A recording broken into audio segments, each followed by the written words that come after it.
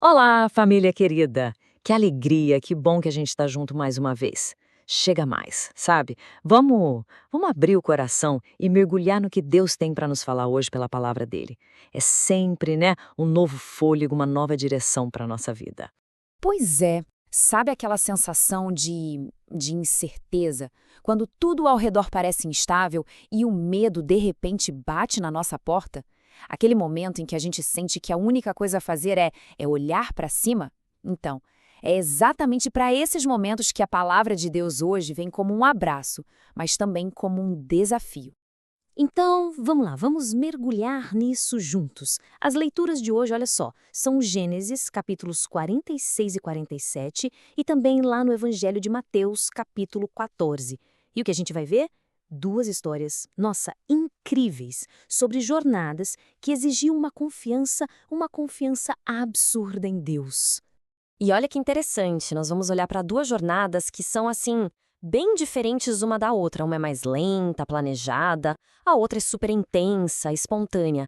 Mas, no fim das contas, as duas nos revelam o mesmíssimo Deus, um Deus fiel, que cuida, que provê e que sustenta a gente em todo o tempo. Primeiro, vamos olhar para Jacó.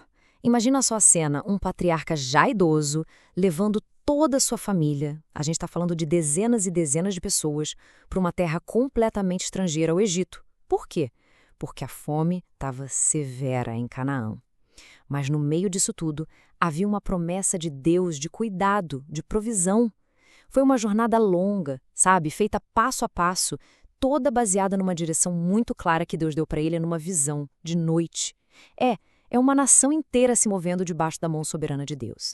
Agora, em total contraste com essa história, a gente tem a jornada de Pedro, que não durou dias não, durou segundos.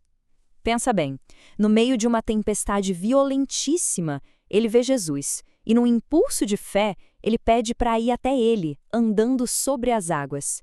Cada passo ali era uma verdadeira batalha, uma batalha entre a fé que o mantinha de pé e o medo que ameaçava afundá-lo. É a jornada de um homem num único momento de crise.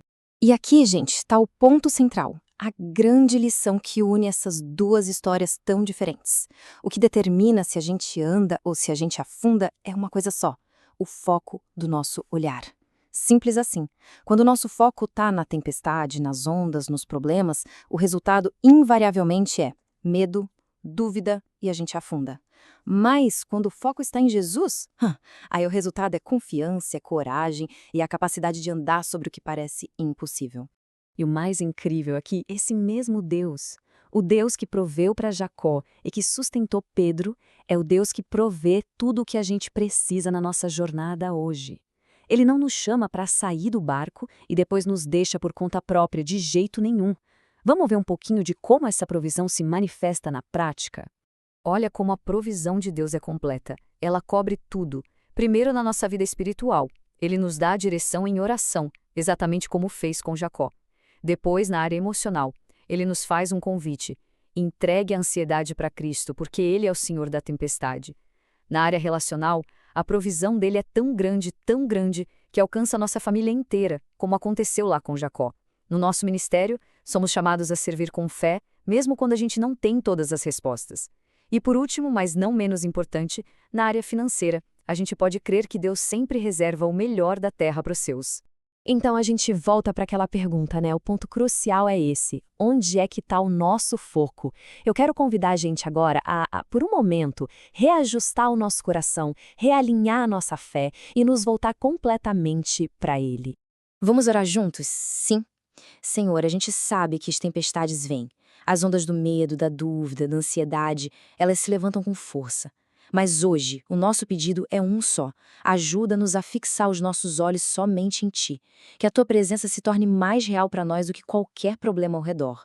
É o que pedimos, em nome de Jesus. Amém. Agora, vamos tomar posse dessa verdade. Isso, respire fundo e declare aí com toda a convicção do seu coração: eu creio que o Deus que guiou Jacó ao Egito e sustentou Pedro sobre as águas é o mesmo que me guia e me sustenta hoje. Ele é o meu provedor e o meu socorro. Que essa certeza se ancore bem fundo na nossa alma. Pronto. Declarar essa fé, esse é o primeiro passo.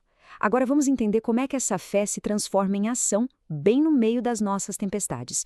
Porque a fé, a gente sabe, não é só um sentimento, né? É, acima de tudo, uma ação. E essa ideia aqui, nossa, ela ilustra uma verdade muito, muito poderosa, presta atenção. Dar o primeiro passo de fé, sabe? Sair do barco, não é uma garantia de que o vento vai parar de soprar na mesma hora. Não é isso. Mas garante algo infinitamente maior. Nos coloca diretamente na mão do mestre da tempestade. Isso muda tudo. Sabe, quando a Bíblia diz que Pedro duvidou, a palavra original lá no grego é distazo.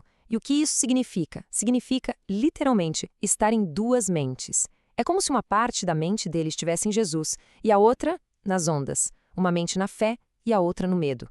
É exatamente essa divisão interna que faz a gente afundar.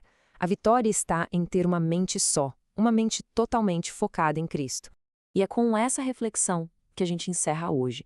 Leve essa pergunta com você ao longo do dia. Onde, em qual área da sua vida, Deus está te chamando para sair do barco hoje? Onde é que Ele está dizendo, venha, saia dessa segurança aparente, confie em mim e ande sobre as águas? Pode ser numa decisão importante, num relacionamento, na sua vida financeira, no seu ministério. Pense nisso. O convite está feito. A mão de Jesus continua estendida. Que o Espírito Santo nos dê a coragem necessária para dar esse primeiro passo. Que Deus abençoe e muito a sua vida.